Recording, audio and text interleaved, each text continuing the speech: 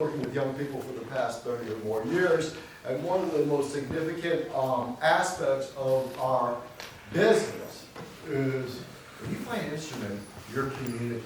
I don't know if you know that, but unless you're Miles Davis and you can turn your back on an audience and still deserve respect, then you need to communicate not only verbally, but also instrumentally. So with that, folks, I'm going to begin at the beginning. How many hours we got? Good afternoon and welcome to another edition of The Business of Music. My name is Harry Schnipper and I'm the owner of Blues Alley Jazz in Washington, D.C.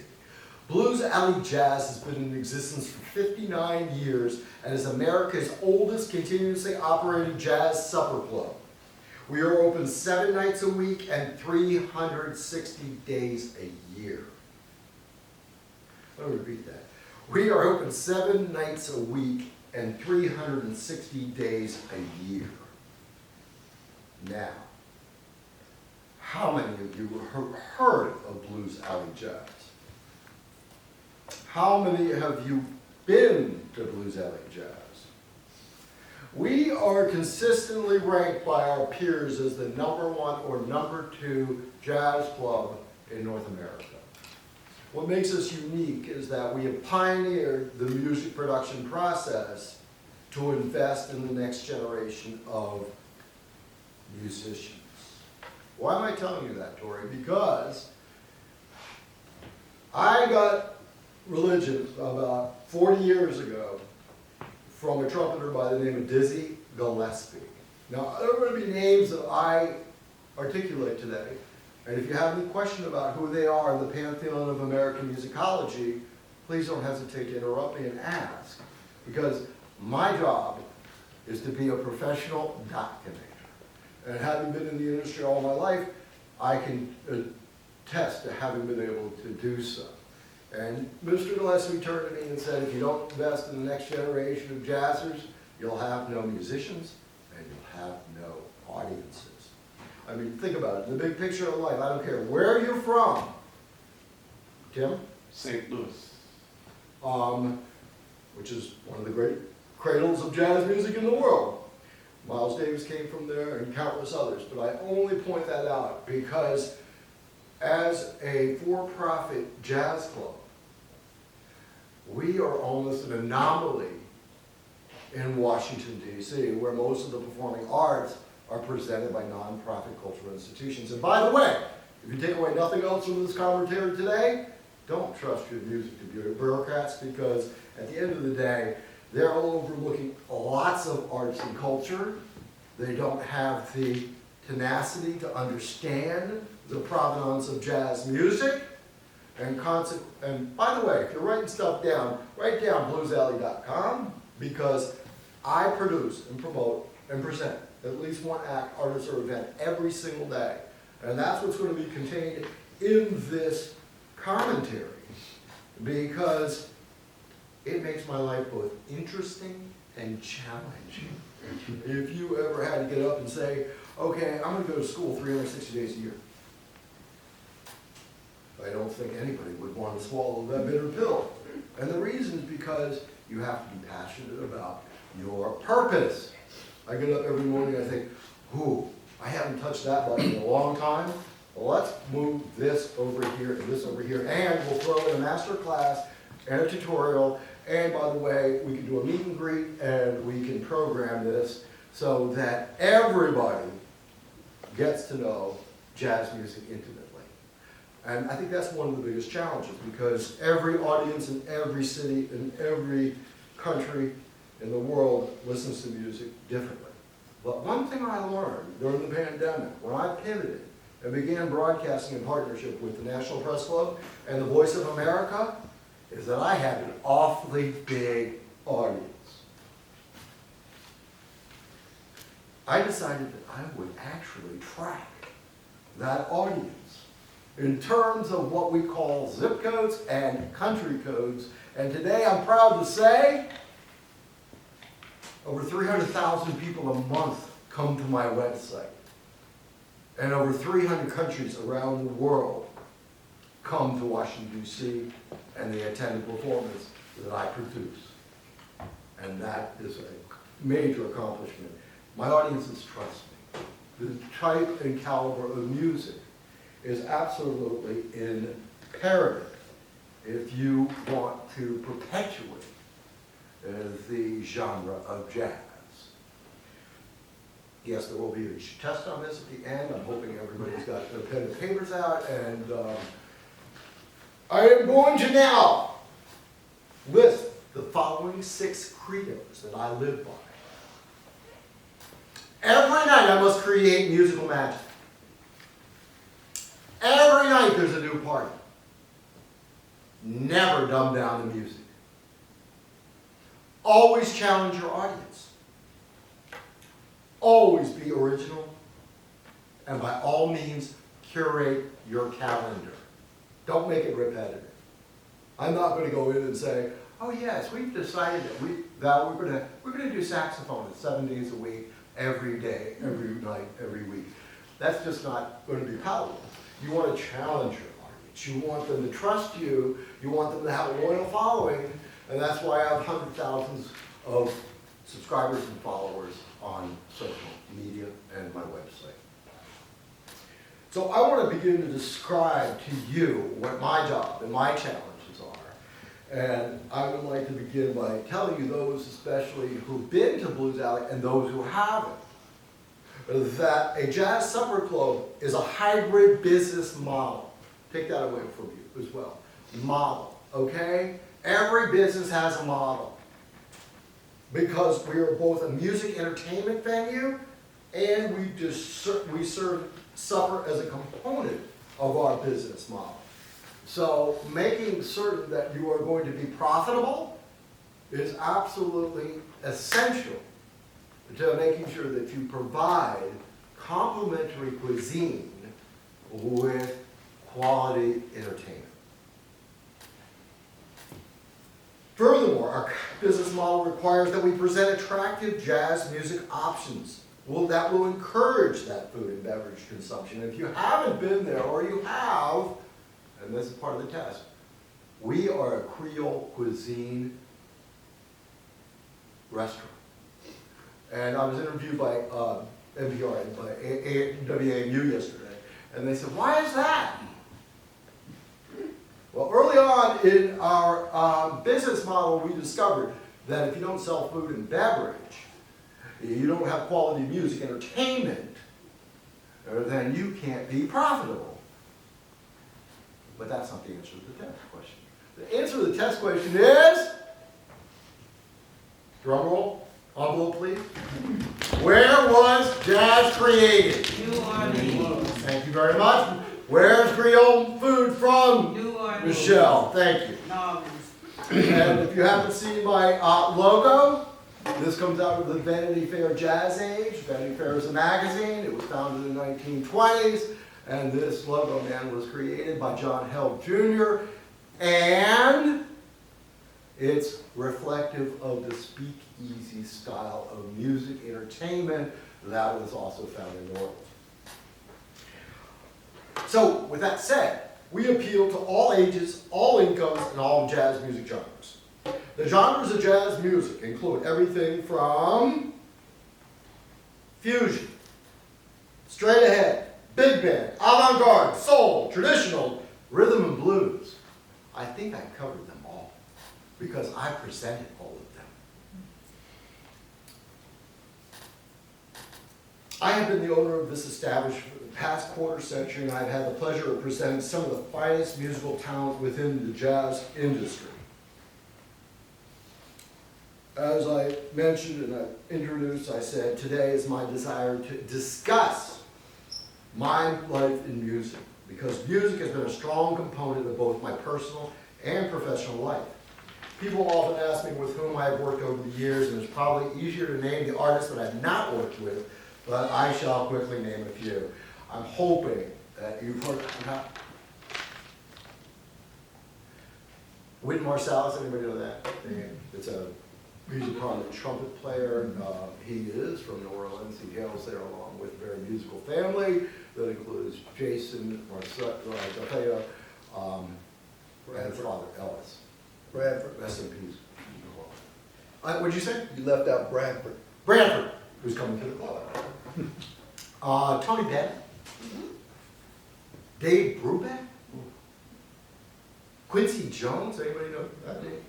David Sanborn. Chick Corea. Herbie Hancock.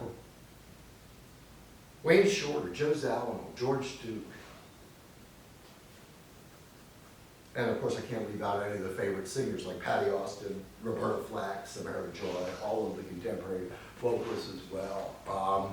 I like to think that I may not play an instrument, but I have great ears when it comes to knowing not only what the validity of the music might be, but also its longevity. Because when I started some of my programs, and I was growing up in Washington, D.C., I used to say to folks, you can always buy the music. You can't always see the live entertainment. So I had the benefit of gracing the doors of Blues Alley Jazz in 1973 when I was still in high school, and I never thought that 50, 60 years later that I would actually be owning the club that I had. But the timing was really the nexus of opportunity, and I began to, because if I had a list of just what I've seen from Tower of Power and all these great bands that have been promulgated by the Blues Alley brand over the last 60 years, well then what the heck, there'd be a whole nother laundry list of names. So I decided that I would summarize it by saying, this month I am currently presenting pianists Bob James, Monty Alexander, and Bill Charlap. I'm presenting saxophonists Kirk Whalen and Bill Evans, and bassist and National Endowment for the Arts jazz master Louis Hayes. That's just in the last 30 days. But my life in music is about presenting artists and musicians without getting in the way of their own creative paths. Today I'm going to reflect upon how I curate the Blues Alley calendar by discussing the origins of both our for-profit Blues Alley Jazz and our non-profit Blues Alley Jazz Society. And I believe Blues Alley may be the only club that I've ever come in contact with that spawned its own non-profit. And that's an interesting angle or aspect on reinvesting, as I described earlier.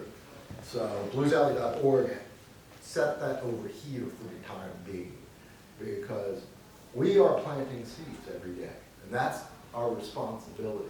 People come up to me and go, jazz music, sells itself. I'm sorry, only 1% of 1% of 1% of 1% of the global population listens to jazz music. And it's transcendent. And everybody has their own favorite performers. But I like to think that our job, if we've done it correctly, is to pave the way through and to a portal of music that you can appreciate and comprehend. And I'll get to some of that in a moment. Blues Alley is unique in this way because we're the only for-profit jazz club that functions in two parallel but separate universes. Blues Alley was founded in 1965 as a trad or Dixieland club, but quickly evolved into the internationally renowned club that it is today. By 1973, the club went from being an after-hours jam session to a quantifiable club with international bona fides. Some refer to Blues Alley as the house that Dizzy built. And that is not entirely far from the truth, because it was trumpeter Dizzy Gillespie that put us on the global jazz map. In the late 1970s, Dizzy began to spread the word throughout the world, and Blues Alley quickly became the premier presenter here in our nation's capital. So, I look to the provenance of the performance presentations, and it's especially essential that we carry on and perpetuate the provenance of this unique jazz club. I tried to think back, and I said, well, I came through the doors in '73. I saw Larry Coryell, 11th House, and as I was getting my advanced education, time would take me back to Washington, D.C., And I attended acts and artists as diverse as saxophonist Dexter Gordon, modern jazz quartet, I mentioned Tower of Power, and really countless many more, too numerous than to mention. But once again, I go back to one of my own principles, which is you're not going to bring John Coltrane back from the dead, but you can buy his music. What you need to do is support live jazz music. So I will begin today's musical journey by describing my inspiration to launch an Embassy Jazz series in the year 2000. That was a quarter century ago. It was at that time that I recognized that the talent coming from abroad was comparable to the talent that America had been exporting for the past 100 years. And you know what makes that very unique? And a lot of people don't appreciate that. It's like, you're from a different country, maybe you might, but I will tell you this about that, okay? So, you know, I've worked with so many different artists from so many different genres, and what makes the United States unique is that everybody's name is different, and everybody's name came from someplace else. And because it came from someplace else, you don't go, oh my goodness, Marsalis, that must be a North American name, of course. Well, it had to come from someplace. Gillespie came from someplace. Coltrane came from someplace. But then you get into the Embassy Jazz series. And suddenly, I look at people and I say, the last week I just did Marcus Nordenström from Finland. I just did Jacob Artved from Denmark. I just did Igor Berge from Sweden. But you don't think in those terms. They're not relative. Music is a universal language that isn't defined by the name of the person who's performing it. So you have to be, you don't have to be anything. You need to understand this is all part of the education. Jazz, a lot of times people will complain that it's extremely cerebral.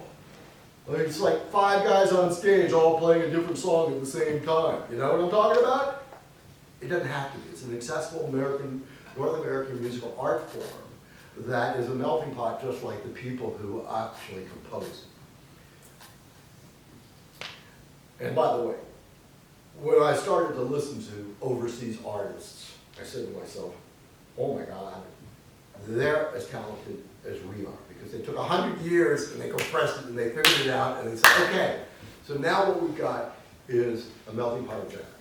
So I was fortunate, it was at that time that I recognized the talent coming from abroad. Okay, so it was comparable to the talent that America had been exploring for the past 100 years. That's the relevant part. I was fortunate because back then, artists or their agents would send me recordings and I would listen to them all, crazy as that may be. To the average listener, they would not know the origins of the music, nor by recognizing the artist's name, which is my point.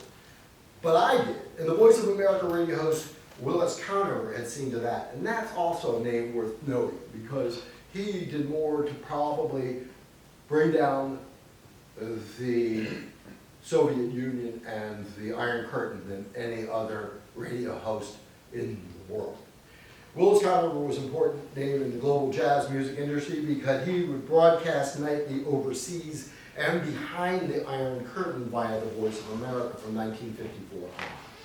But remember, I'm just going kind of skimming over the surface of all aspects of what I do, not just one specific chapter of every single thing, because it would be just, days.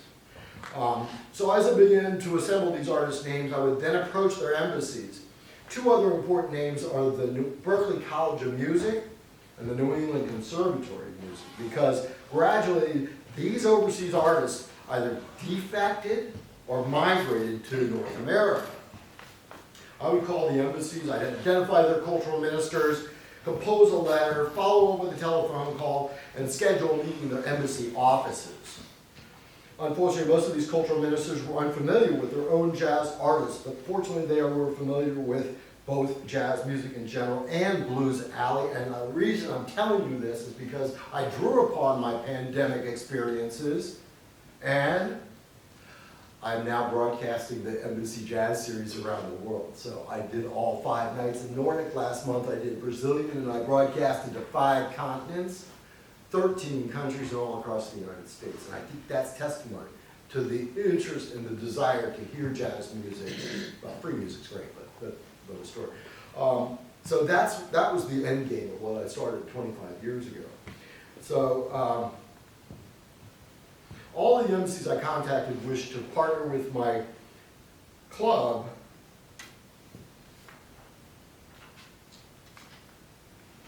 because it gave them an opportunity to showcase their country's cultural talent while entertaining an audience of their diplomatic peers. I shall also tell you that my own colleagues thought I was crazy. The principal reason that no one had previously undertaken such an immense challenge is that cultural ministers are usually reassigned a new diplomatic post every 2 to 4 years. This challenge would be my long-term vision that would require writing a lot of letters of introduction and taking a lot of meetings. Just in the past month alone, I was thinking to myself, I said, I'm doing all of this programming, but just in the past month alone, I have met with cultural ministers of Mali, Brazil, Italy, and Cuba. I've partnered with Canada, South Africa, Ethiopia, Brazil, all of these countries are looking for outlets so that they can otherwise showcase the talent that comes from their cultural country. This challenge would be my long-term vision that would require writing a lot of letters of introduction, etc. Whereas many cultural arts presenters might wish to perform such culturally diverse programming, the challenge would be to elevate the Blues Alley brand to greater universal audiences. And here's where it comes fun. It says, I was up for such a challenge. Over the past 24 years, I have successfully presented the following Embassy Jazz Series. I think this is a complete list. 18 Nordic Jazz Series, 17 Japanese Jazz Series, 6 Brazilian Jazz Series, 3 Italian, you're getting the message, 2 Cuban, 2 Chilean, 4 Nordic, no, that's repetitive, Israeli, European Union, Polish, Lusophone, Francophone, French, Czech, Latin, Dutch, Indian, you name it. I've talked and been with every single embassy imaginable. And now the next up is South Korea. And next year, I intend to, and I'll get to this, bring in a whole host of new countries that historically are overlooked when they come to what the jazz music is all about.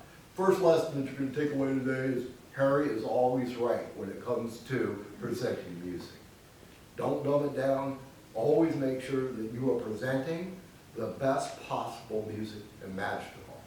Because at the end of the day, when you walk through the doors of Blues Alley, you leave the world behind. It becomes an atmosphere unto itself in which you are surrounded by people who have a similar affinity for the music. So, needless to say, I tried to program a Russian jazz series prior to the pandemic. There's a joke, right? Okay?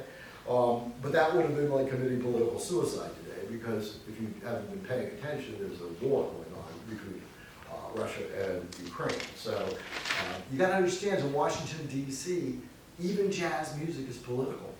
You have to be very careful that you don't offend anyone. And so when I went to Cuba, when they opened up the embassy last year, I was like, this is going to be this is going to be really daring, but you know what? I've got a bully pulpit, I've got a venue, and I can present what I want because I'm a for-profit business. So I'm pleased to announce that I will be presenting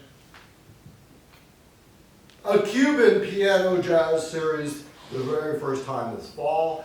It's all about not only being able to present or augment, but also to curate this type of music to make it accessible for all audiences.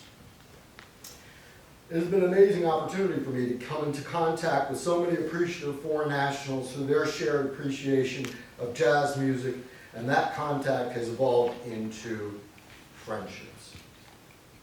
Back in 2005, the United States Congress was entertaining new legislation declaring the month of April as Jazz Appreciation Month. The legislation was put forth by jazz historian, author, and ethnomusicologist extraordinaire, Dr. John Hassey at the Smithsonian Institute's National Museum of American History. I like to tell people that I'm low-hanging fruit. The first call I get from the Library of Congress or the White House or the Smithsonian Institution or whomever is always, can you help us present or produce this? That's why in 2016, we produced International Jazz Day at the White House with Barack Obama. They want me to curate their calendar. They want to understand what the economics are based upon my past performance histories and what their audience appeal might be for this type of music. While the legislation was mostly symbolic, John Hassey had a vision of empowering the world with the symbolism of universal jazz diplomacy that would be identified as made in America, but celebrated around the world. John and I met over lunch and broached the subject of producing an event here in our nation's capital. While the museum would be unveiling annual displays, he envisioned concert program support the world over in Astor Blues Alley. I had long envisioned a festival that would celebrate Washington, D.C.'s own cultural contribution to the world of jazz music, and the Big Band Jam was born. That's the reason why I asked you where you went to school and what it is that you're doing in terms of your own schools, workshops, and orchestras, because if you've never heard this expression, it's worth repeating. It takes a village. And it certainly takes a jazz village in order to be able to cultivate the next generation of jazzers. So I chose the theme, I chose the genre and the name because, one, the jazz DNA of Washington, D.C. is a big band music. And two, the name derives from the acronym Jazz Appreciation Month. I chose the location of the Sylvan Amphitheater on the National Mall, and in 2006, the Big Band Jam event was born. I constructed a business plan surrounding the belief that big band music is America's music, and as a child, my father, well, my family, would picnic every summer on the National Mall to the sounds of the military big bands. It was not a complicated process, but it was a procedural challenge. You must apply for a permit from the National Park Service and secure military big bands from the Military District of Washington at Fort McNair. I launched the event What time do we have, Rocco? Folks, that's Rocco Carroll. He is my trusted lieutenant. Would you stand up there in the back and introduce yourself, Mr. Carroll? Because you just did it. You don't have to do it again. Oh, I did. It's 1:30. How's everybody? I operate the club at nighttime, and sometimes I have to